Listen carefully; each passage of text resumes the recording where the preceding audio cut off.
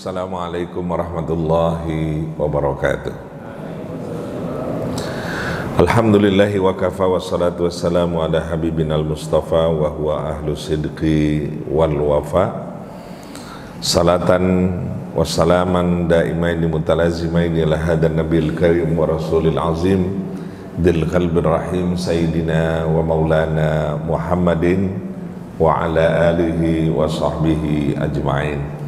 Subhanaka la ilma lana illa ma 'allamtana innaka antal azizul hakim wa tub 'alaina innaka antat tawwabur rahim. Shadaqallah wa shadaqa rasuluh. Segenap pengurus Masjid Babus Salam yang saya muliakan, bapak-bapak, ibu-ibu sekalian yang dirahmati dan muliakan oleh Allah Subhanahu wa taala, tanpa kecuali anak-anakku sekalian yang hadir pada kesempatan maghrib kali ini, puji syukur kita panjatkan kehadirat Allah Subhanahu wa ta'ala atas limpahan rahmat yang diberikan kepada kita, sehingga dengan nikmat iman dan nikmat Islam mengantarkan kita di tempat yang mulia ini dalam rangka menuntut ilmu, dalam rangka kajian. Mudah-mudahan keringanan langkah kita menjadi bagian daripada ketaatan kita kepada Allah Subhanahu wa ta'ala. Amin ya rabbal alamin. Salawat dan salam tidak lupa kita sampaikan pada junjungan Nabi besar kita Muhammad sallallahu alaihi wasallam. Allahumma shalli wa sallim wa barik alaih. Pada segenap keluarga dan para sahabatnya, kita tetap beristiqamah untuk mengikuti sunnah daripada sunnah Rasulullah sallallahu alaihi wasallam. Harapan yang selalu kita dambakan dari baginda Rasul, kelak kita semua akan mendapatkan syafaatul uzma dari baginda Rasulullah sallallahu alaihi wasallam. Amin ya rabbal alamin. Bapak dan Ibu sekalian yang dirahmati dan muliakan oleh Allah Subhanahu wa taala, tema yang ingin saya ketengahkan kepada para jamaah yaitu berkait dengan peduli terhadap sesama. Jadi ini tema ini sebenarnya berangkat dari kepedulian kita, dari keperhatianan kita, dari rasa empati kita terhadap nasib saudara-saudara kita yang ada di Palestina, gitu ya. Saya coba mengungkaplah, saya coba merenung juga.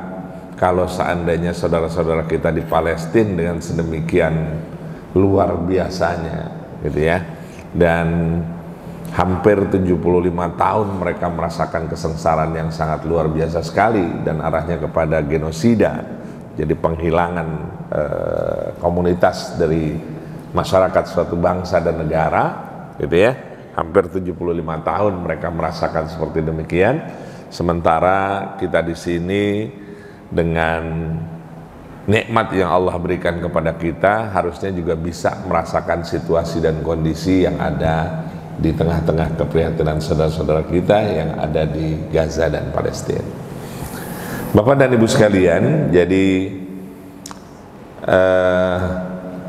ada ungkapan hadis apa dia?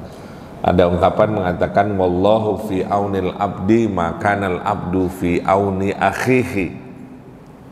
Ya. Allah wallahu fi aunil abdi, jadi Allah akan senantiasa bersama orang. Allahu fi aunil abdi, Allah akan senantiasa ngebantu, gitu ya. Allah akan senantiasa bersama fi aunil abdi, Allah akan ngebantu orang-orang. Fi aunil abdi, Allah akan membantu orang. Makanal abdu fi auni akhihi, selama orang itu, gitu ya, peduli juga dengan urusan orang lain. Gitu. Ayo, makasih. Ya, jadi wallahu fi aunil abdi, katanya Allah itu fi aunil abdi, ngebantu seorang hamba itu selama orang itu mau ngebantu saudaranya yang lain. Nanti kita lihat.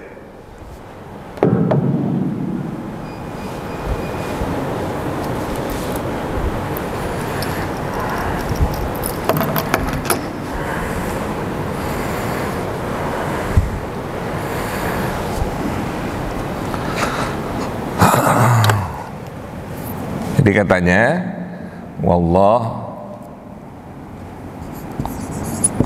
Allahu fi aunil abdi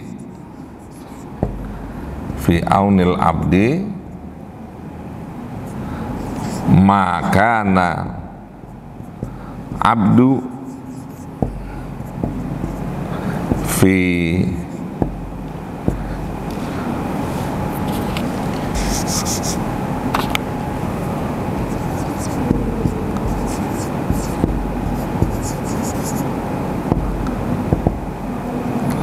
fi auni akhihi.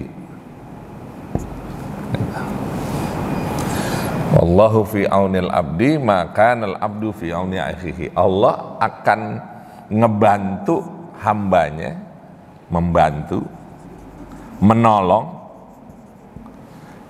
seseorang. Maka al abdu, kalau seseorang itu selalu menolong saudara. Jadi yang perlu kita perhatikan ini nih, dari kata akhun. Akhun itu artinya apa? Saudara. Saudara itu banyak nggak?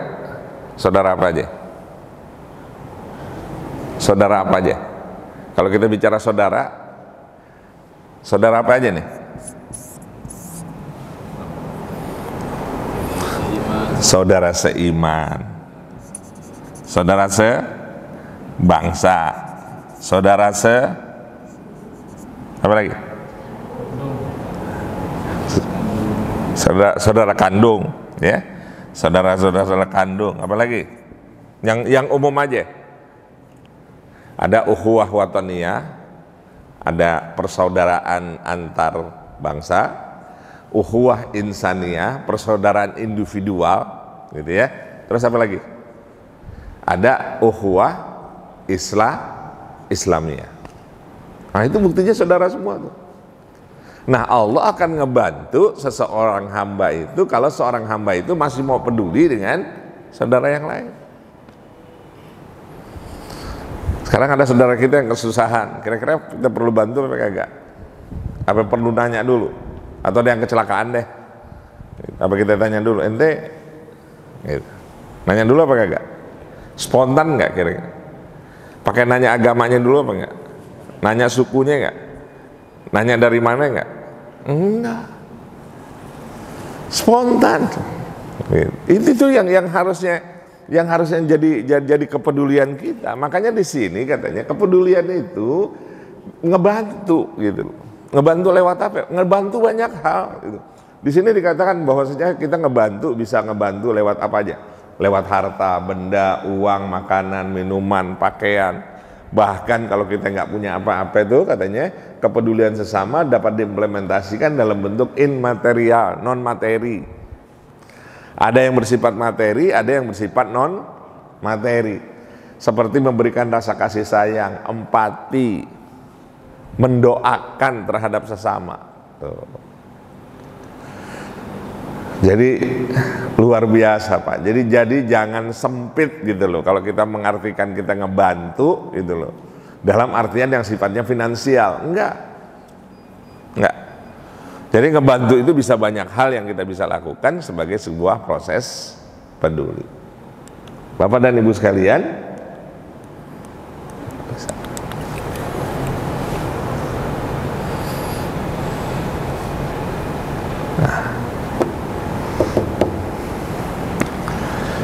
ini, jadi kalau kita lihat banyak yang tidak peduli dengan kesulitan orang lain. Apalagi kalau ada orang kesulitan, dia tanya dulu gitu. Iya kan? Padahal kalau kita bicara tentang saudara kita di Palestina, kita nggak perlu nanya lagi. Gitu. Kebayang nggak tuh kira-kira? Ya. Jadi proses yang terjadi di saudara-saudara kita di Palestina itu harusnya menjadi pembelajaran penting buat kita. Bapak lihat di situ. Ada ucapan yang tidak patut dilontarkan. Ada nggak yang ngucapin yang nggak pantas diucapin? Ya, ada, lihat. Peduli apa dengan urusan orang lain? Orang urusan bangsa sendiri aja masih banyak. Ada nggak yang model begitu?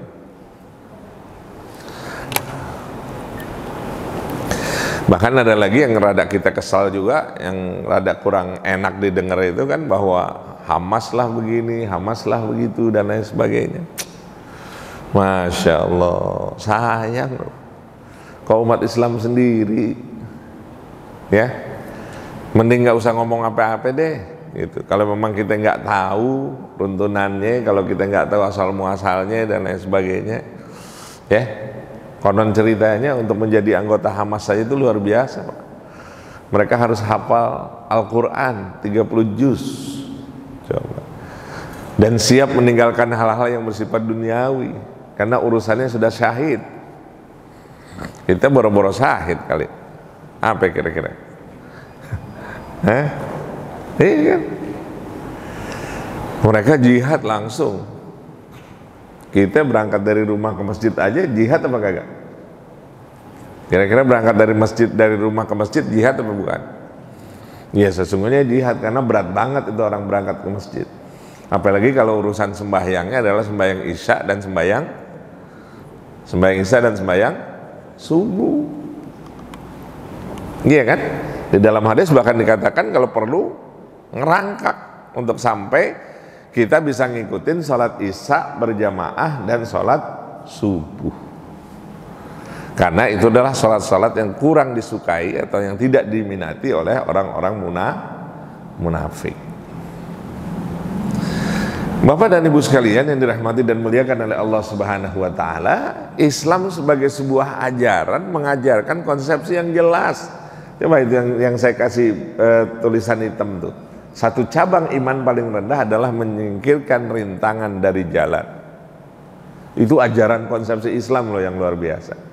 Jadi katanya di dalam hadis itu diungkapkan gitu. Nah, ini supaya kita makin yakin apa yang kita lakukan itu menjadi bagian daripada kebaikan. Kenapa saya katakan demikian? Ayo kita lihat di sini. Katanya di sini iman itu ada 70 cabang, gitu ya. Lebih 70 cabang lebih atau 60 cabang lebih. Yang paling utama, afdoluha, yang paling afdol itu adalah kalimat la ilaha illallah. Yang utamanya iman itu adalah kalimat la ilaha illallah. Kalimat apa ini namanya? Kalimat tauhid. Atau orang sering bilang kalimat tahlil gitu. Apa tahlil itu? Bergerak. Apa tahlil itu? Hidup. Apa tahlil itu? Dinamis. Ngomong-ngomong, ada yang nggak kepengen mati bawa tahlil? Ada yang nggak kepengen wafat di ujung akhirnya baca la ilaha illallah? Ada nggak?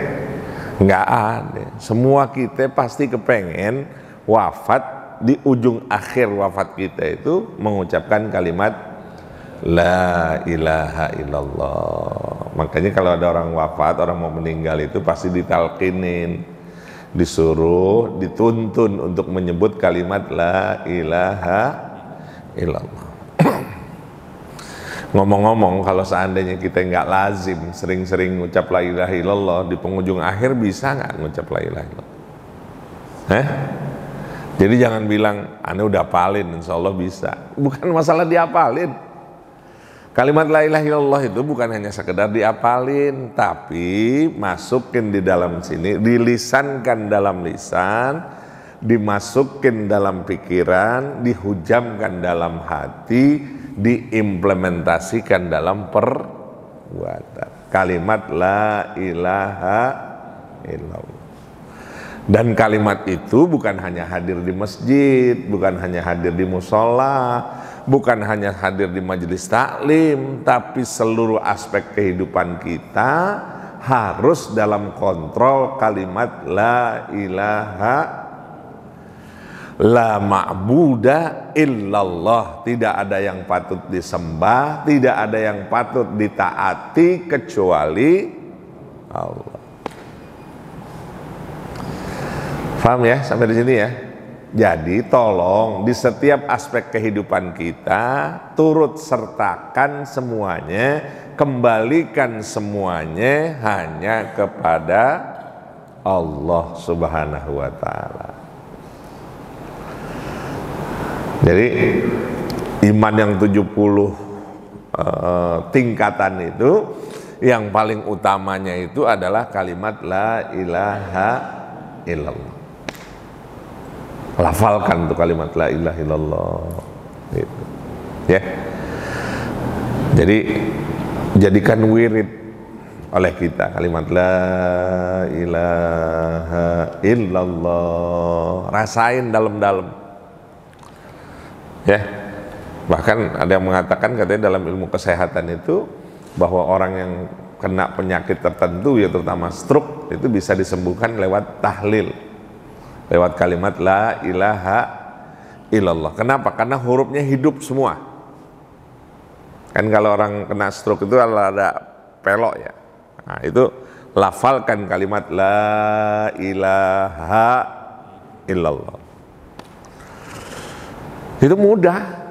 Ayo kita lafalkan kalimat la ilaha illallah. Kita pengen wafat di penghujung akhir kita dengan mengucap kalimat la ilaha illallah. Karena garansinya jelas dari Rasulullah Sallallahu Alaihi Wasallam, dari baginda Rasul katanya orang yang di akhir hayatnya mengucap kalimat la ilaha illallah garansinya apa? Dakhalal jannah. Garansinya adalah surga Allah Subhanahu Wa Taala. Ini yang paling utama. Jadi yang paling utama adalah kalimat la ilaha illallah. Kemudian yang kedua, yang terendah itu adalah imatatul adza anit thoriq. Kemudian yang berikutnya adalah al haya'u minal iman. Jadi yang paling rendah katanya nih ya, yang paling rendah dari tingkatan keberimanan yang ada 70 sampai 60 itu, yang paling rendah adalah imatatul adza minat thoriq. Nyingkirin duri, ngangkat duri dari mana? Dari jalan. Pak, apakah duri aja? Ada duri di situ, ada paku di situ, ada beling di situ, ada apa lagi? Hah? Hah? Ada uang. Jadi simpelnya segala sesuatu yang bikin orang sulit, gitu lah. Segala sesuatu yang orang bikin ribet, segala sesuatu yang orang bikin susah gara-gara kita tadi, kita singkirin, insya Allah itu adalah kebaikan yang kita lakukan. Dan itu bagian daripada iman. Sekarang pertanyaannya, banyak orang bikin duri apa kagak duri sekarang? Banyak yang bikin duri apa kagak bikin duri? Banyak.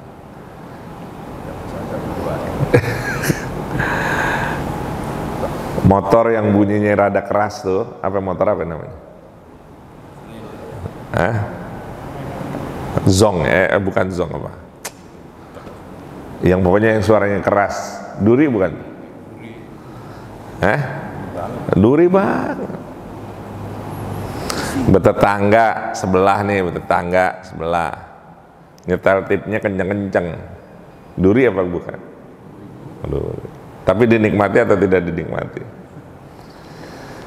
Tolong pikirin itu, peduli juga kita loh dengan lingkungan. Jangan nggak peduli dengan lingkungan. Kita nggak tahu sebelah lagi sakit gigi, nyetel sekenceng-kencengnya, iya kan? Ada nggak yang begitu? Masih ada apa kagak? Masih. Ya. Polisi tidur bagian daripada duri apa enggak? Oh bagian. Bener nih. Iya kan? Ya, kalau kita mau, jadi simpelnya segala sesuatu yang bikin sulit, bukan yang akhirnya orang bikin susah gara-gara yang tadi itu duri. Gitu, ya? Kenapa? Apalagi yang bikin susah orang banyak. Oh, apalagi yang bikin susah orang banyak. Ntar merembetnya ke sono lagi deh. Bikin duri, jangan dikira nggak bikin duri itu. Jadi segala sesuatu yang bikin orang susah gara-gara kita, segala sesuatu yang bikin orang susah dari perbuatan kita, apakah dengan lisan kita, apakah dengan perbuatan kita, apakah dengan statement kita, itu duri, jangan dikira nggak duri. Jadi duri itu bukan segala sesuatu yang jahir-jahir saja, bukan yang zahirnya adalah segala sesuatu yang pada akhirnya menimbulkan efek yang kurang baik. Itu yang jadi proses di dalam kehidupan kita adalah imatatul adza minat thoriq. Kecil Pak urusannya, simpel urusannya. Itulah serendah-rendahnya iman. Dan terakhir yang berikutnya adalah wal haya'u minal iman. Al haya'u minal iman. Apa artinya al haya'u minal iman? Malu itu sebagian dari iman. Bapak mau ngartiin sebagian, apa mau ngartiin berhubungan dengan keberimanan, silahkan. Tapi kalau saya lebih cenderung mengatakan al haya'u minal iman, bahwa malu itu berhubungan dengan keberimanan kita, dengan sikap kita, dengan perbuatan kita. Pertanyaan hari ini, banyak orang yang malu atau malu-maluin? Apa banyak orang yang bikin malu, apa yang bikin kagak malu? Iya. Bikin malu hari ini itu jejak rekamnya jelas loh Pak, nggak bisa diapa-apain gitu loh. Itu bicara malu. Dan hari ini banyak orang yang nggak malu dengan urusan itu. Ya? Karena udah hilang urat malunya. Dengan situasi dan kondisi hari ini, banyak nggak ya orang yang udah hilang urat malunya? Banyak. Tinggal ditimbang-timbang aja, mau lihat yang mana, mau lihat ke kiri, ke kanan, sampai ke atas, sampai ke bawah, tinggal kita lihat. Banyak orang yang hari ini urat malunya udah nggak ada. Gitu.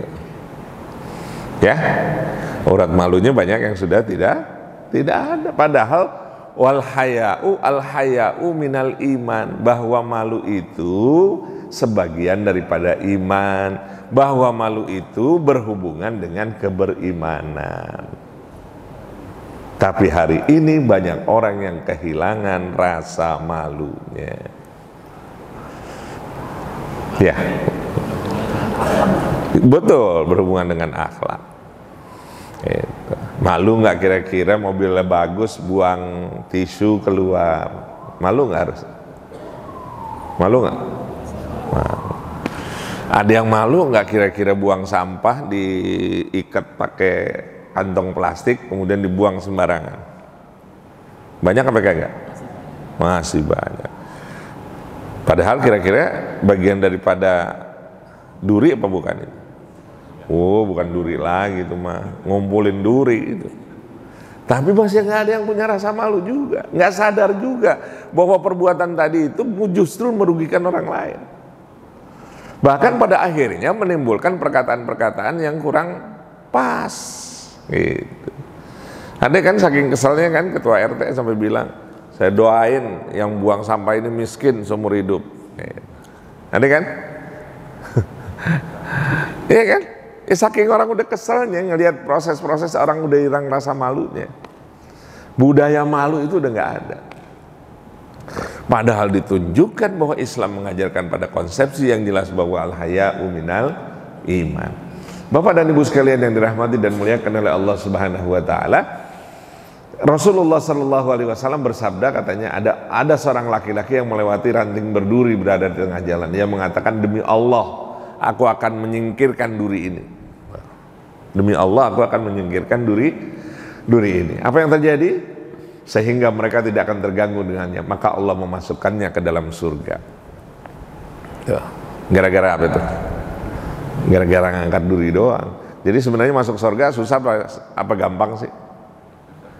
Sebenarnya simpel juga kalau kita ngelihat model kayak begini. Kenapa? Karena peluang kebaikan yang kita lakukan itu kan simpel Pak, itu kecil, tapi mampu memasukkan seseorang ke dalam surganya Allah Subhanahu wa taala. Tentu penguatan orang dimasukkan ke dalam surga, tentu hanya ridho Allah Subhanahu wa ta'ala yang menghantarkan dia masuk surganya Allah Subhanahu wa ta'ala. Bapak dan Ibu sekalian yang dirahmati dan muliakan oleh Allah Subhanahu wa ta'ala, maka kalau kita pahami dengan baik lewat penguatan kepedulian ini, maka kita sebagai seorang muslim itu betul-betul harus paham gitu. Apa yang saya katakan harus paham? Coba lihat di sini. Perumpamaan orang mukmin dengan mukmin dalam kecintaan, kasih sayang dan kelembutannya adalah bagaikan satu jasad. Al-muslimu lil muslimi kal jasadil wahid. Orang muslim dengan orang muslim itu kal jasadil wahid, seperti jasad yang satu. Idza staka udun, kalau seandainya salah satu sakit aja, maka seluruh komponen tubuhnya menjadi sakit. Misalnya kita sakit gigi, apakah yang sakit cuma gigi doang? Kalau kita sakit gigi, yang sakit gigi doang apa semua-muanya? Semua itu udah tahu. Cuman gara-gara sakit gigi semuanya sakit. Jawab. Semua kita bisa rasain, ada demamnya di situ, ada pusingnya di situ, ada ngebetnya di situ, ada apa lagi? Hah? Denyut-denyutnya di situ, apa lagi? Pokoknya numplek deh semua di situ. Gara-gara cuma sakit gigi dirasakan. Kita juga kalau ngelihat saudara-saudara kita di Palestina hari ini, ya kita harusnya ngerasain. Kebayang nggak tuh bayi yang kecil udah dilululantahkan sedemikian rupa, ambulan yang harusnya nggak menjadi target kok jadi target gitu loh. Iya kan? Rumah ibadah menjadi target apa tidak menjadi target? Tidak menjadi target. Gitu. Kemudian petugas-petugas kesehatan gitu dalam peperangan pers dan lain sebagainya, harus kalau dalam peperangan dibunuh atau tidak dibunuh? Nggak boleh dibunuh, ada aturannya. Loh kalau lebih luar biasanya lagi, Islam mengajarkan lebih terhormat gitu loh. Ketika baginda Rasul memesankan, Rasul mesen kan kepada orang yang hendak berperang, apa pesan Rasul? Jangan membunuh wanita, ibu-ibu, jangan membunuh anak kecil, jangan membunuh makhluk-makhluk yang lainnya. Jelas perintahnya. Jadi luar biasa Islam mengajarkan sejak awal pada proses itu. Makanya di situ ada kepedulian di kita itu, bahwa tubuh mengandung kesakitan, maka sekujur tubuhnya itu menanggungnya, tidak tidur, tidak malam dan akan demam. Gitu. Bahkan satu lagi, orang mukmin dengan mukmin yang lainnya kal jasadil wahid gitu, yasuddu ba'duhum ba'dha. Seorang muslim dengan mukmin yang lainnya saling mengokohkan dan saling menguatkan. Karena apa? Ada kunci keberimanan kita dari Allah Subhanahu wa ta'ala yang mengokohkan keberimanan kita, karena faktor keberimanan itulah yang mengokohkan daripada satu dengan lainnya. Bapak dan Ibu sekalian yang dirahmati dan muliakan oleh Allah Subhanahu wa ta'ala, maka berikutnya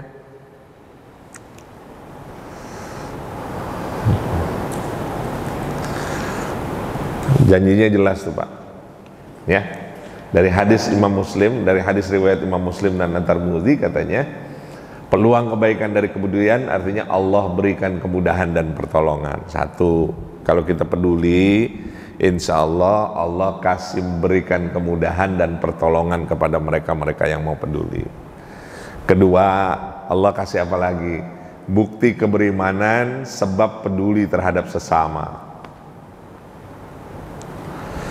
Yang pertama, katanya Allah berikan kemudahan dan pertolongan. Siapa saja yang meringankan beban seorang mukmin di dunia, pasti Allah akan meringankan bebannya pada hari kiamat. Siapa saja yang memberikan kemudahan kepada orang yang kesulitan, Allah masih memberikan kemudahan di dunia dan di akhirat. Dan Allah selalu menolong hambanya selama hambanya itu menolong saudaranya.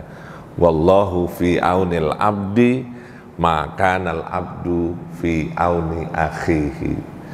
Allah pasti menolong hamba-hamba yang mau menolong dan peduli terhadap urusan orang lain.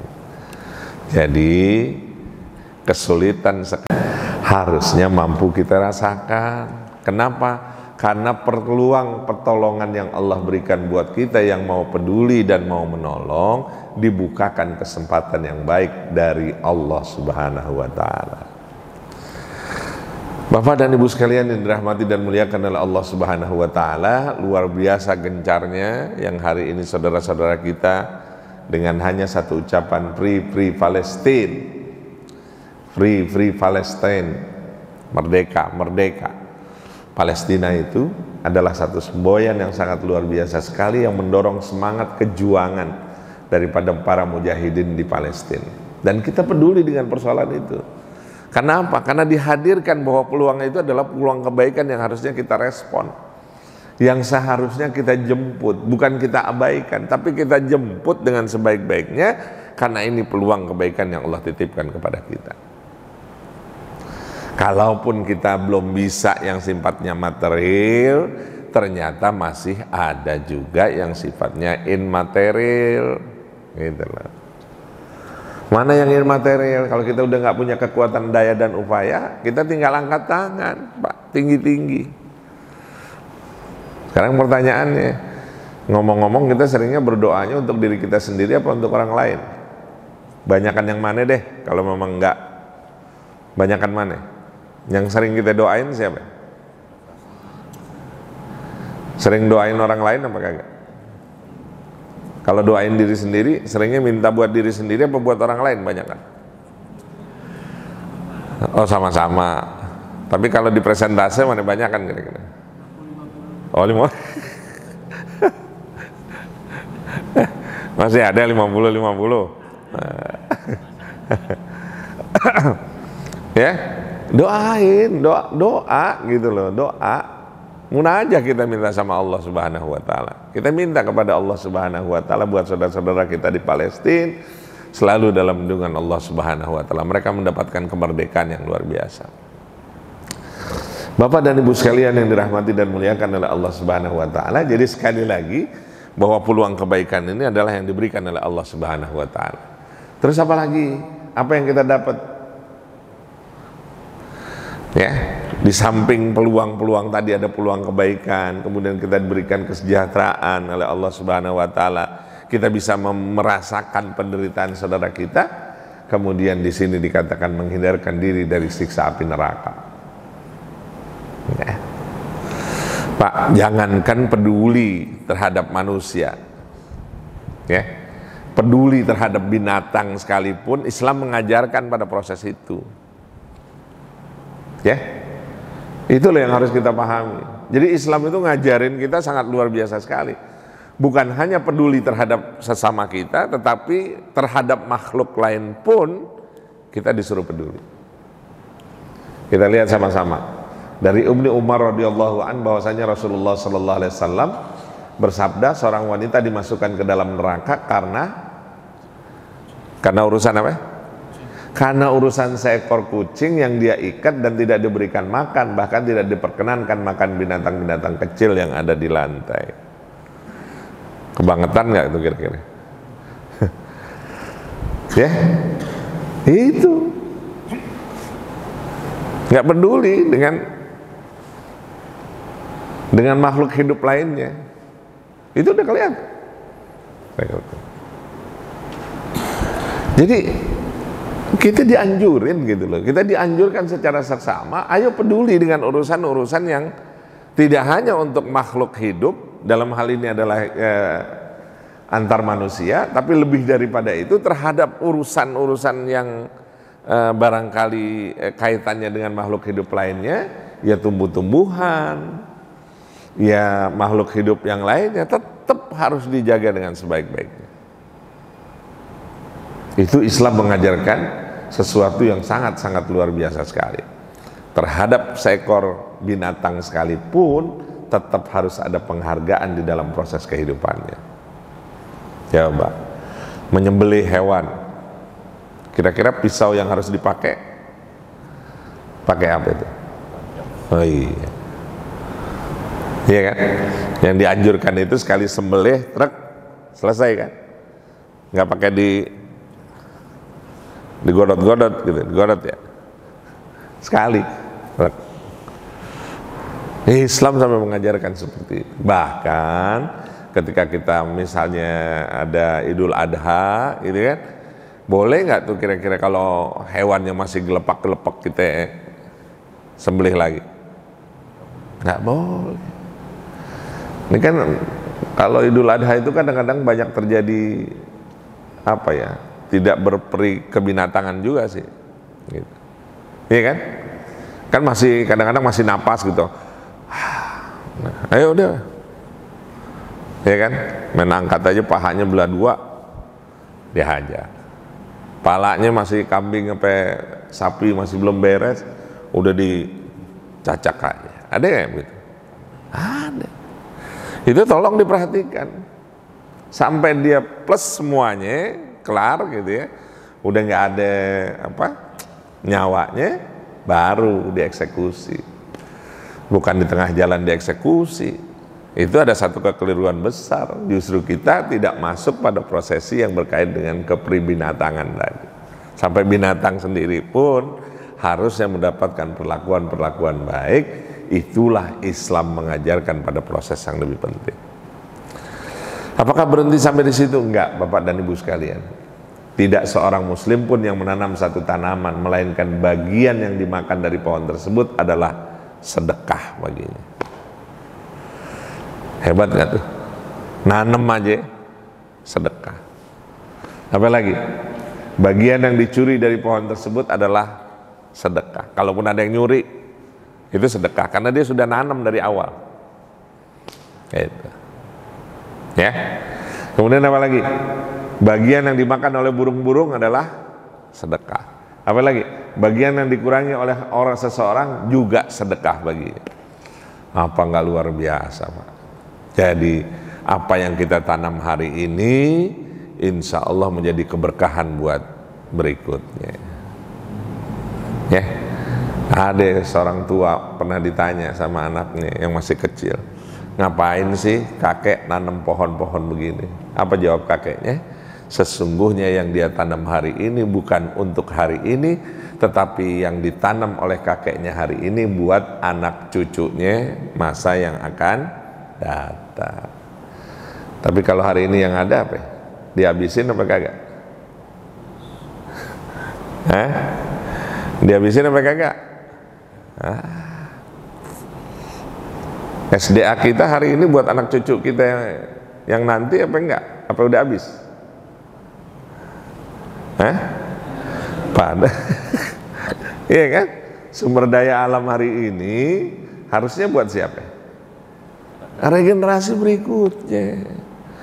Makanya kita juga dituntut di dalam ajaran Islam, kenapa sih pakai air itu, air wudhu itu harus juga seperlunya.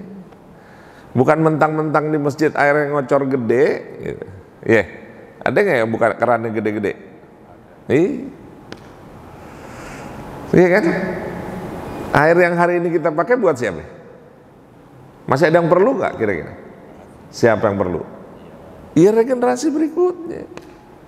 Jangan mentang-mentang itu, waduh, keran dibuka segede, secukupnya. Orang kita juga wudhu secukupnya, nggak lebih dari 3 kali kan?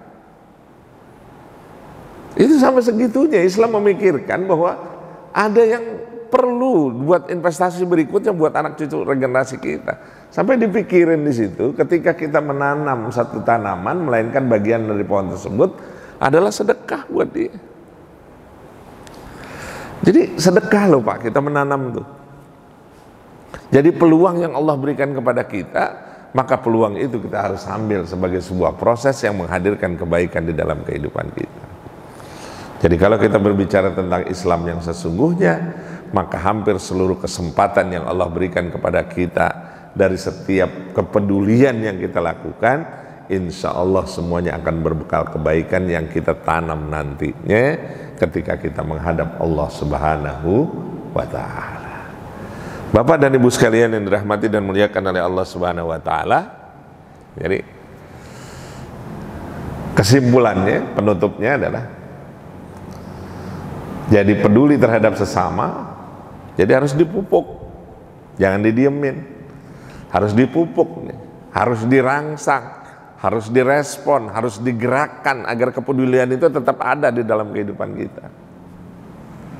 Dan kepedulian-kepedulian yang kita lakukan itu termasuk air tadi, keran bocor, harus peduli apa enggak? Harus peduli enggak kira-kira? Peduli.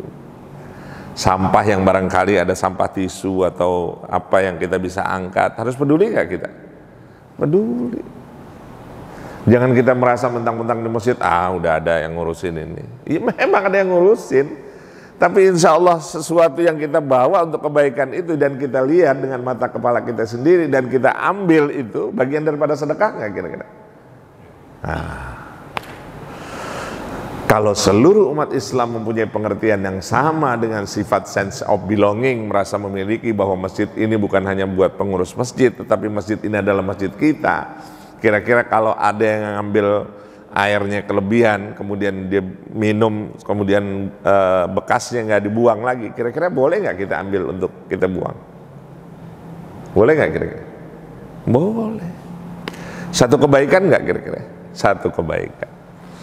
Kalau keran memang kita kagak bisa tutup, keran air yang ngocor aja, bisa nggak kita beritahu kepada pengurus? Bisa. Itu bagian daripada proses kebaikan.